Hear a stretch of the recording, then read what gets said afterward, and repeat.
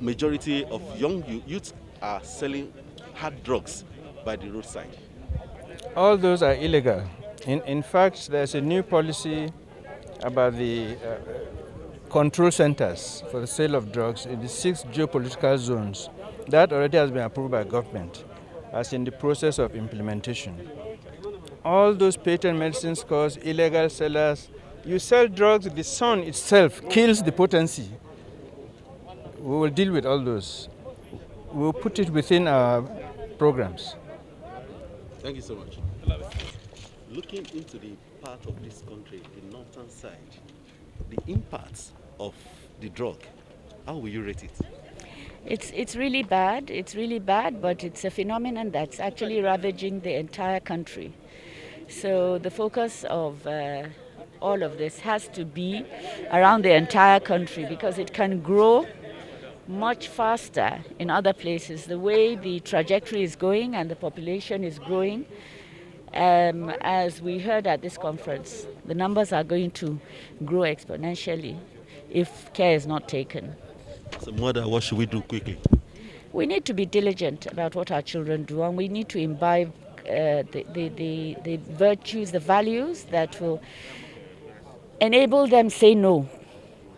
So peer pressure, all of that, the integrity, the self-discipline, the restraint, the tolerance, the empathy, all of that has to be built in our children. And the community needs to be more diligent in trying to weed out those people that actually are bad influences that bring in these drugs and sell them. Many of our communities, they know where to go and buy it, and a lot of these drug peddlers don't even sell it to their own children. So we really have to take a firm stand, as has been reiterated again and again. Thank you. Recent commitment by the presidency on drug and related issues with children. What level can we? We're starting a program. It's being coordinated in my office on children at risk.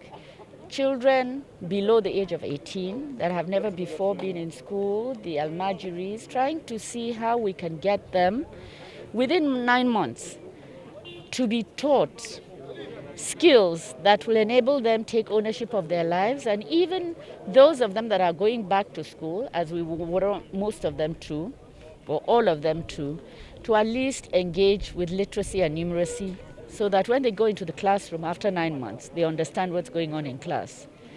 So the effort is to try and give them a lot of information and skills.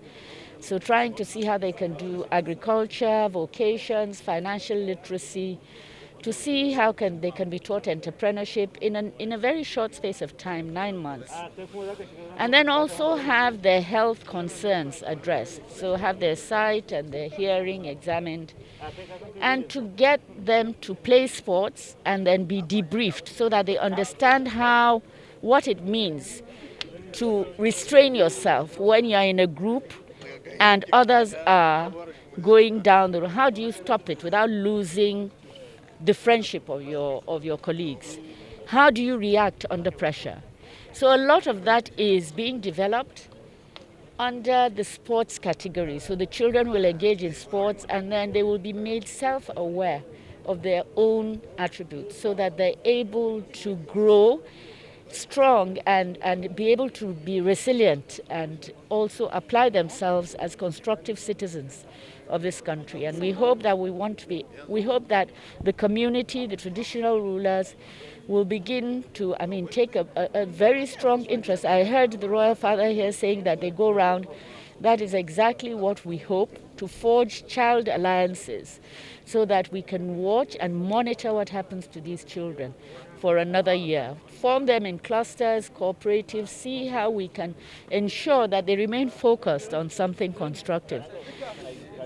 We've already started going around the states. We've been to a few states trying to see how we can leverage on the initiatives that already exist, to see the facilities they have for vocations, to engage with the traditional rulers, the scholars, the community leaders, to see how we can complement what the state is doing. How soon are we rolling out this program? We've already started the scoping missions. We've been to about 4 states and we're going to continue going. We're doing it very quietly to ensure that, we get the buy-in of the state, because it is not the responsibility really of the federal government to do primary health care, primary education. Constitutionally, children are the mandate of the states. So unless the state buys in and is able to organize the children in spaces where we can nurture them, there's very little we can do. So we need to have first the background of what obtains in the state. And we've gone to about 4 states and we have like 3 more slated within the next 2 weeks. Thank you, ma'am. Thank you. Thank you very much.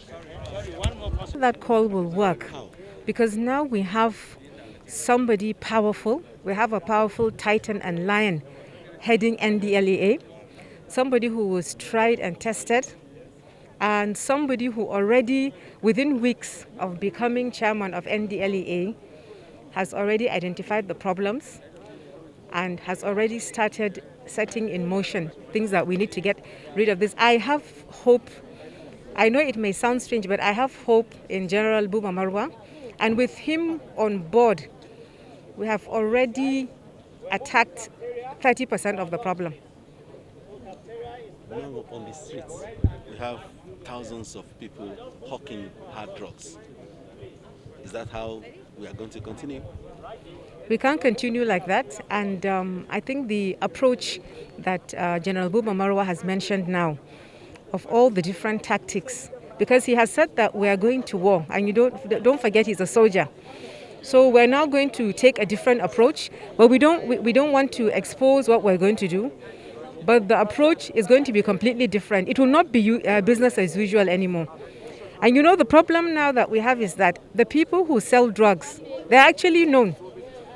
Like even in the state where I am now, the people who are selling drugs, everybody knows who they are and where they are.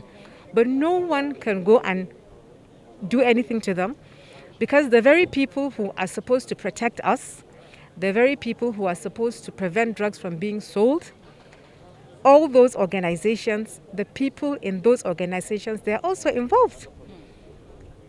So now with the coming of General Buba Maruwa on board, we are going to see a change in that. Because nobody can come and challenge somebody like him. So we are really, really hopeful. There's definitely hope. Thank you. There's hope now. The name, ma'am? My name is Amina Waziri Ibrahim. I'm a former journalist. I'm a member of the Board of Trustees of the Triumphant Youth Organization. And I'm also a businesswoman and a mother. Thank you. Yeah.